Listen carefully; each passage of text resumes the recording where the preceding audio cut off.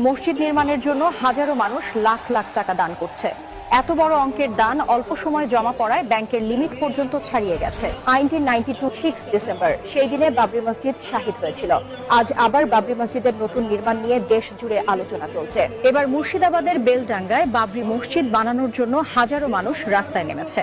ঘটনাটি ঘিরে এলাকা জুড়ে আলোচনার ঝড় উঠেছে। এদিকে রাজমিস্ত্রি, টাইলস মিস্ত্রি এবং বিভিন্ন ধরনের কারিগর জানিয়েছেন মসজিদের কাজে তারা কোনো টাকা পয়সা নেবেন না। এমন দৃশ্য ইতিহাস সৃষ্টি করছে। ইতিহাসের প্রথম এমন মানুষের উৎসাহ দেখা যাচ্ছে। আরো খবর জানতে আমাদের সঙ্গে থাকুন আর ভিডিওটা শেয়ার করতে ভুলবেন না।